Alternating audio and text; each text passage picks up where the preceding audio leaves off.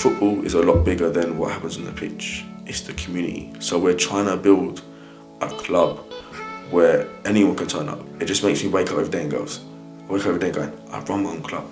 With my best mate, I'm just like, wow, that's crazy. In a sense, you have to be a bit crazy, I think, to run your own club, because football is a passion, and football can give you them days where you're going, oh yeah, I'll wake up at 6 o'clock in the morning, go down to the field and set everything up. There's some players that need that tough love, like, come on, you need to do better. Or there's some that just need a bit of more nurturing, a bit more caring. I run my own club, and I think that for me was the biggest motivation behind it, is just having my own club where I can give back to the community. Can I set up my own news section? She's like, yeah.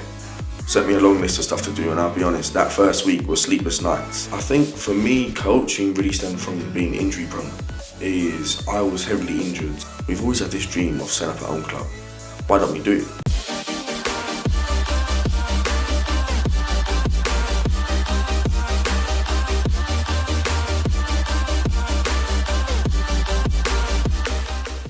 You alright, mate? How are you today? I'm good, you?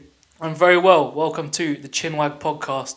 So just introduce yourself to the viewers and what you do. Yeah, my name's Reece. I'm RT coaching. I run my own coaching business, run my own football club, and I'm also at uni as well, so pretty hectic. That's great. So you said you run a football club. So obviously the main question is, what sports were you playing growing up?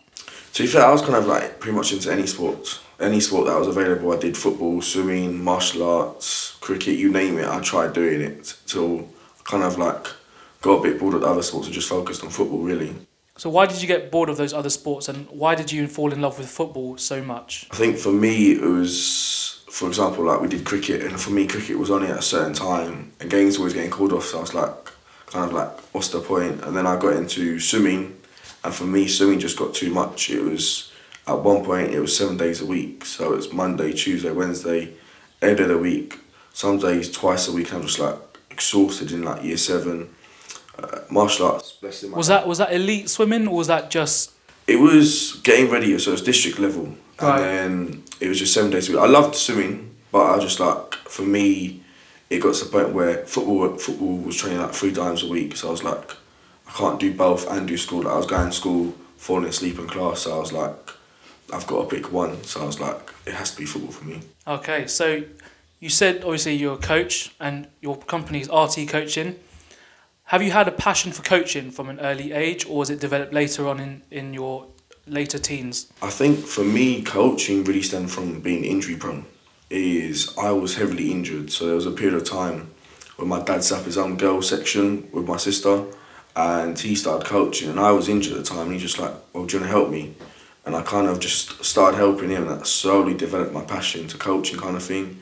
And as I got older, I took it more and more serious. I think when I turned 17, that's when I think I really took my coaching to say the more serious that I've ever taken it. So before you turned serious into coaching, were you playing at a level where you thought was good, but then obviously you said you're quite injury prone, so what injuries were you picking up at such a young age? So I think for me it was a lot of, the way I played, I think, is the forgotten arts nowadays, is the defender, big tackles, just clear the ball, no one of this playing from the back stuff kind of thing that they do nowadays.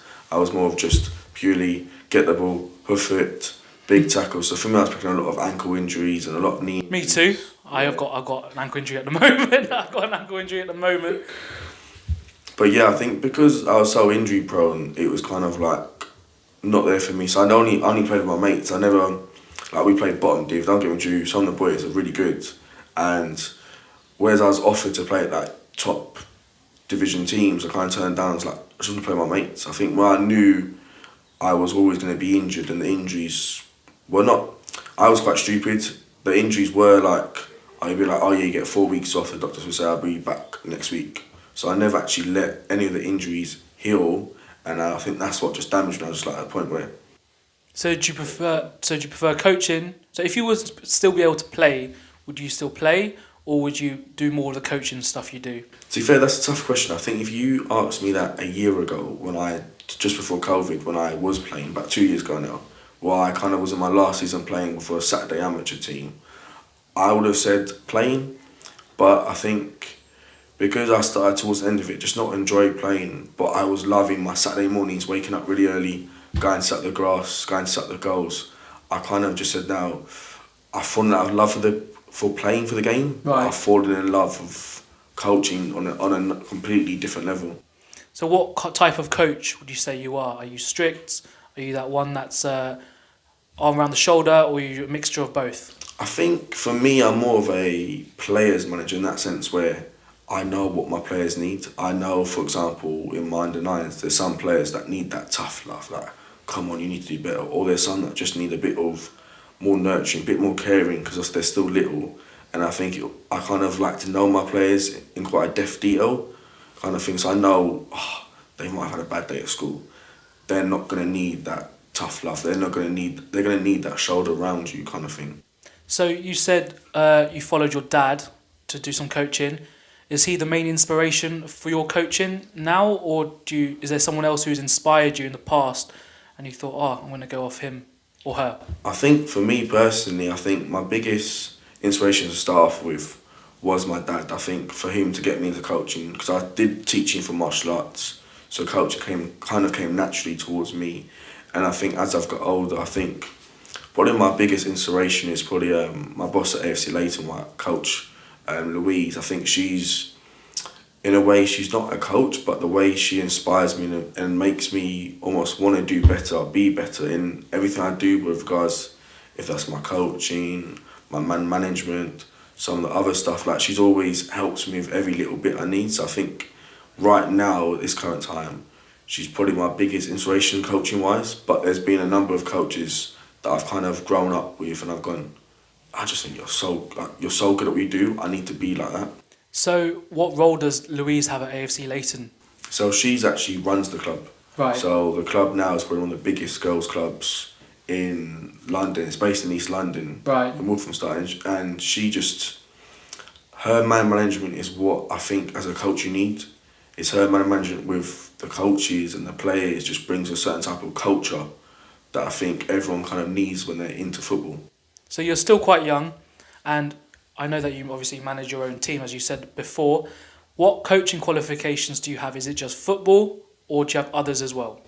To be fair, I just have football actually. I just have my, obviously level 1 and level 2 normal football, and I have my level 1 futsal that I did recently kind of thing. So I've always thought about maybe getting other qualifications in other sports, but I think where I'm really now just fully focused on football, I thought try and push myself as far up the badges pyramid as I can. So you said you've just got football qualifications, so level 1 and level 2 and your futsal. So when did you acquire those, and what was involved in those kind of courses? Well, the level 1 actually brings us quite a good story. That's where me and you met on our level 1 course. I think we all kind of put in the young group. Yeah. And I think every badge I've done, I've been put in that young group kind of thing. I think what it is, I think sometimes my level 1, I think we did that, what's it now, 4 or 5 years ago? Yeah, I think like 2016, 17, something like that. I think that was quite fun. I think for me personally, I went away from my FA. So obviously my FA is Hertfordshire FA. Right. And obviously we did the course in Watford. Did that, loved it. I think that kind of ignited my passion to go full time a little bit more.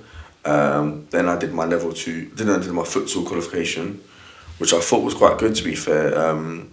It was very different. I think I would say to every coach, kind of get your futsal qualification if you can, because the way they play the game and the way they coach it makes you think completely different. And then In what kind of way? So with futsal, it's like if we're only playing football, everyone tells you you've got to control the inside of your foot, and that is what you've always been told. Non-stop. Futsal, first thing we got taught is do not let your players control it with the inside of your foot. Oh, really? And me being a football coach, I'm scratching my head going, that's not right. Like, why is that going on? And he goes, no, with futsal, it's completely, the game has to be so much quicker. So it's like you have to control your soul, ready to push the ball forward. I see, okay. I think every club should do futsal coaching with their kids, because the ball's heavier, so your touch has to be better, and you can't do kick-ups with the ball's a lot tougher. Right. So your footwork has to be so good. So I think that can really take your players to another level with futsal. So level 1 and level 2, so what was the difference between those? Obviously, level 2 is probably more advanced. So what things were you doing in level 2 that were more advanced compared to level 1? I think with level 1, in honest, I don't think people mind me saying this, but a lot of level 1 people that go in level 1 are dads or mums that are coaching their children and want to gain that kind of extra experience. They have the know-how. Whereas I think level 2 is a lot of coaches that want to take their roles as coaches a lot more serious. So you kind of see coaches that are really pushing forward. So I think the big difference is level 1 is when me and you did it, we did a lot of fun warm-up games. Was kind of our, not exam, our kind of assessment kind of thing was fun warm-up games. Whereas your level 2, it's about the whole session, how you plan your session. Like, it gives you a lot more deeper thoughts into why do you do a warm-up? Why should your warm-up link to your next part and how everything links? But really and truly, towards the end of the block, because you do 3 blocks in your level 2 instead of just 1 block like the level 1, is it sets you up for your B license. So it already puts you in that thought process going, my next step is my B license. Is the B license the next one you want to do, or you said earlier you don't know whether you want to do further your coaching? So would you like to do the B license? I think for me the B license is where I want to be. I think not just for me personally. I think because also I run my own club. I think it's important for some of the top people in the club to have the B license because they go on a lot of depth in your B license. And I think also once you've got your B license, there's a lot of doors open for you with regards to academy coaching, because obviously academy coaching is such a high caliber of coaches. Their minimum is B license. So I think once you get your B license, in the nice way possible, the world's your oyster. You can go and coach anywhere. So you said you started your own team. So what inspired you to start your own team? I think it's just the fact that even though I'm quite young, I've been at a number of clubs throughout my years, playing or coaching, and I've kind of always had a dream where I thought, wouldn't it be nice to have something that's mine, something I can go, this is my club kind of thing. Even though it's not just my club, there's a group of us, but an aspect where I can go, yeah, this is my club. And I just wake up every day going, I run my own club. And I think that for me was the biggest motivation behind it, is just having my own club where I can give back to the community what I was given growing up. So from the moment you thought that in your head to start your own club, to actually starting your own club, what did you have to do? Who did you have to ask to help you out? And so just tell me what you went through trying to start up your own club. Yeah, of course. So obviously the club's name is UPFC, or as the actual name is Unpredictor FC. And I'll link that in the description down below for people to follow. Perfect. And obviously you think that name and don't think, that can't be a serious club kind of thing. Because really and truly, we just started as a six-a-side. A bunch of mates rocking up on a Thursday night, having a bit of fun. It got to a point where, as you know, I said before, I'm injury prone. I got injured, decided to coach the six-a-side team instead, which in itself is a bit weird to have a coach for six-a-side. Yeah. We started doing quite well, coming second in the league, etc. And we started getting more players going, can we come play for you guys? And then this was sat with me and my mate, Callum, the six-a-side team. And then I'm thinking to myself, isn't he the captain of so he was the captain of the first season. Sadly, he was knocked out of injury and focusing on Saturday football this season. So we've got a new captain, Snook, who's been quality this season, to be fair, who was actually part of the original group. We have an original core of 6 and 7, and I'm pleased to announce all of them are still here in our second season of our men's team. And then we were like, we've got 11 players now. They're not going to play sixes with 11 players. So me and my mate Karam, who I've known for Yonkey's years now, about 11 years now, is we're like, we've always had this dream of setting up our own club. Why don't we do it? So this was literally just before lockdown. We were like, yeah, let's start a club. Started a club, started training. Low numbers, maybe 3 or 4 extra people. And then lockdown happened with COVID. COVID hit. And me personally, I have to say, I know COVID's been a horrible thing for everyone, but I think without COVID, the club wouldn't be where it is, because it gave us that 2-3 months of just no work, nothing going on, pure planning time over Zoom calls, constantly phone calls every single day, getting everything in place. I feel kind of similar to you in the way, obviously COVID is obviously a terrible thing, but it's kind of a blessing in disguise for me, because I wouldn't have started my YouTube channel. So you said about your men's team coming from 6-a-side, now obviously 11-a-side. Is it just a men's team you have, or do you have academy teams, like underage teams, and what kind of other teams do you have? Well, to be fair, we obviously the men's team did quite well last season, came second in the league, so we got promoted 2 divisions up. Because obviously the divisions were shortened because of COVID, so they added more divisions now. Sadly, over the summer, one of the clubs I was coaching for folded just before the season started, so I was gutted. I was a bit upset, and it left a few of the boys without a team. So I just said to my mate, I said, we've always had the idea of having a club where it's just from men's football, even women's football, all the way down. We're just like, let's just do it. Granted, this was like 2 weeks before September, so season pretty much starts in 2 weeks' time. Sat down, called the FA up, and I was like, can I set up my own youth section? She's like, yeah. Sent me a long list of stuff to do, and I'll be honest, that first week was sleepless nights. We finally got it going.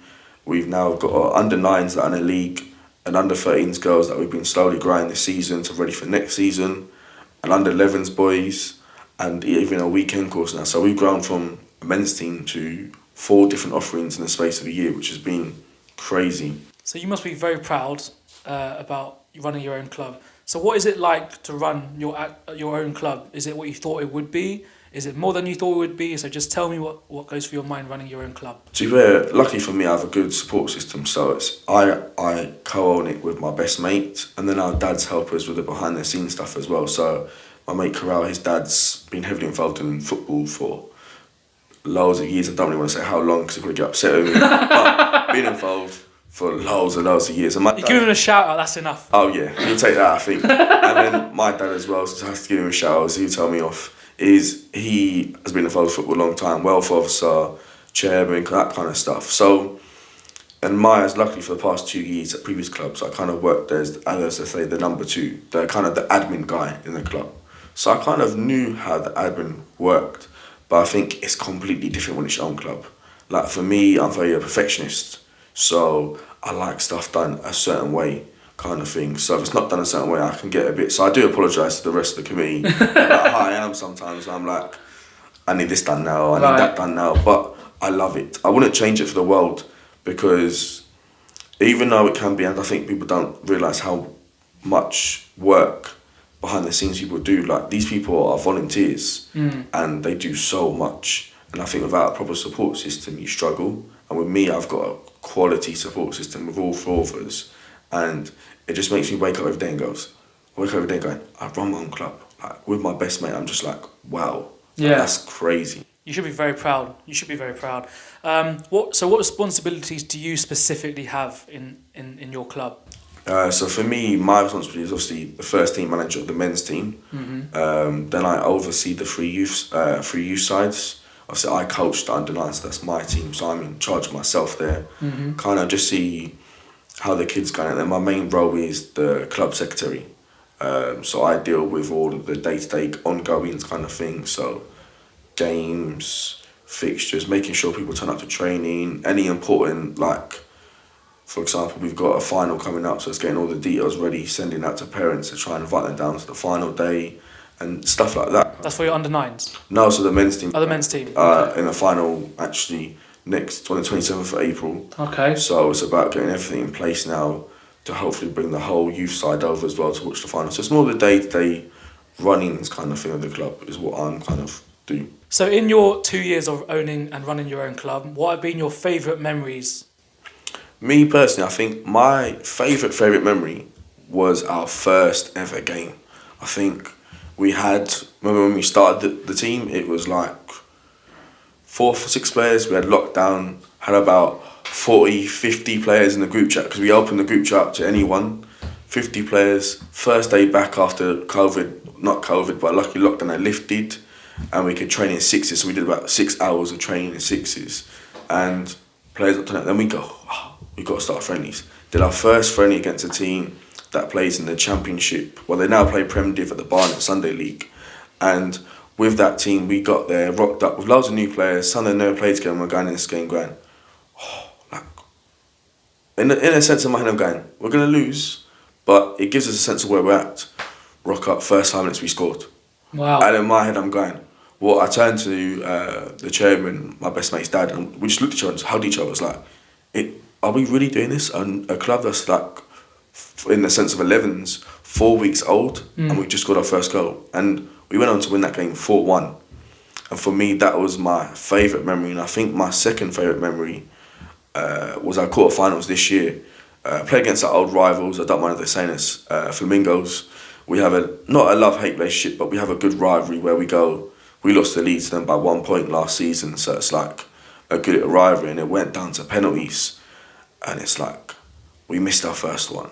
They scored their first one. Then our keeper saves it. And honestly, our keeper made me so happy that day. We go and score. Then he saves it. We score. It comes up to, I think it's the fourth penalty now. If he saves it, we've scored. He's got to save it.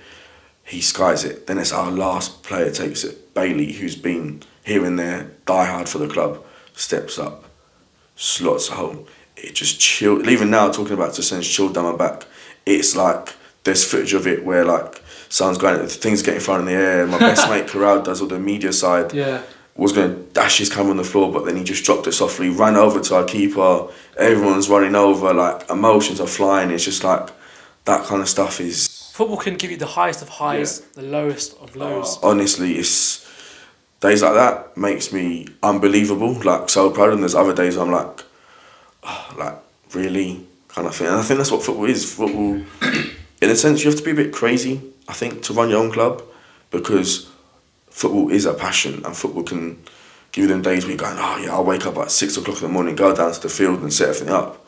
Or it could give you like 9 o'clock at night and you're going, I've only got like 11 for tomorrow's game. In a sense where it can give you your highest lows and lowest lows in the space of a couple of hours, kind of thing. So what are the hardest things, on the other hand, of running your own club? I think for me, running my own club is finances. I think people don't tell you how much everything costs. Like, it costs a lot. Like, pitches fees, referees fees, training equipment. I think footballs is the craziest cost that no one tells you about, because you'll lose footballs throughout the season, but you still need them footballs. Like, for me, I'm one of them coaches that I like. Ideally, have a football for every player that's in the squads, or a ball between two. And I think when you're losing balls constantly, it's just like, new ball, and just spending so much money. I think for me the hardest parts is finances, and I think don't get me wrong, this season FA's been really helpful with that. They've set up some funds for teams to get involved in, so I have to give them a good shout out there. But I think finances is something that people don't warn you about. Okay, so obviously you're a team, like the manager as well, and do you do one-to-ones? Yeah, I do. To be fair, I do a lot of one-to-ones. So like, I only do my one-to-ones on a Saturday afternoon, on a Friday kind of thing. So I have a certain days, because I'm coaching in the evenings most days, have uni, and then I have work. So then on my spare time, I'll do one-to-ones on a Friday, Saturday, Sunday. And normally during half terms, I do it pretty much in the evenings as well, with as many players as possible. And with me, my one-to-ones, I love it. I think one-to-ones is such a kind of specialist thing. And I think as a coach, I love it. Like, that one-to-one with a player can really ignite a passion in yourself and the player you're doing it with as well. So which do you prefer, coaching a team, like a team session, or a one-to-one session, and why? I think that's a tough question, to be fair, because I love my teams. The 3 teams I coach now, I think if I was just purely coaching them, I love it. But I also think some of my one-to-ones, I think for me, with one-to-one coaching, is you can see that individual progression of a player from, I'm not saying they come to me bad, but you can see the progression over 6 months' time so much more clearer than if you're their manager. Because I think if you're a manager, you won't notice it. Outside people tell you. But if you're a one-to-one coach, you don't, like, most of my one-to-ones I don't actually coach them in the teams. So then I get feedback from their managers going, so-and-so played a fantastic game today, like, what you've been working, or their parents send me footage of them scoring goals or making passes that we actually practiced in the session. I'm just like, for me, I think that seeing a player progress, for me, is my coaching. And I think that's why I can't really decide between which one. But I think if I was going to see the effects, I think I'd go one-to-ones. So for your team, you said you're coming to the end of the season and you've got a final, you said you're coming up. So how have you done in general this season? This is your second season. In your second season as a men's team. So I think if we go through it all, the youth side, they're brand new, so they're slowly getting it. But the men's team, we've had a good cup run actually. County Cup quarterfinals, been up here in the U for quite a few games actually, because it's the Hertfordshire County Cup. Got through quarterfinals, lost to a team I would say we could probably been on a different day. I think pitch didn't help. An early red card, I think, which was quite a soft red card, but nevertheless it happens in football.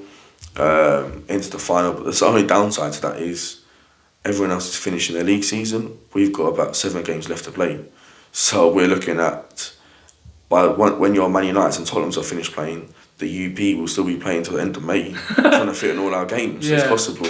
Maybe have you got any weekday games, or is it just purely on a Sunday? Yeah, so I think they've had to put the final during midweek. So the final is midweek in a stadium under the floodlights. So I think that's the real occasion the boys are playing for. But to be fair, if we do win our games in our hand that we got, and a few teams drop points here and there, because the big boys, the top 4 now, still have to play each other.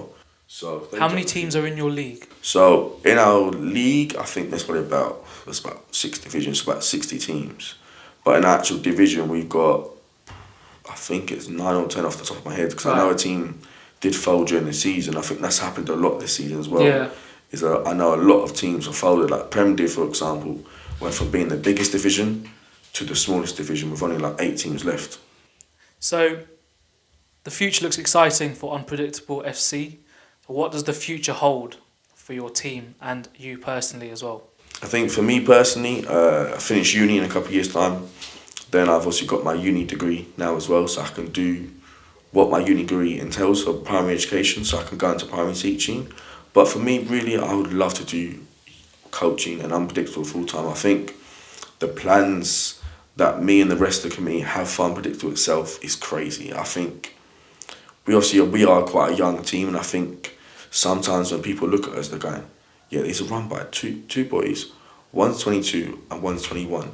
And people going in their heads going, it's not going to last. But our passion for the games, the plans we have is crazy, and I think people shouldn't judge us based on our age, but based on what we're trying to do for me, football is a lot bigger than what happens on the pitch. It's the community. So we're trying to build a club where anyone can turn up. It doesn't matter if you are an elite baller or if you're brand new to football. We want to have something for everyone. And I think where some clubs going, they ever want elite players, but then you forget about the players that are grassroots players. Like for example, me, if I wasn't nurtured as a player with the good coaches I had, I wouldn't be where I am now.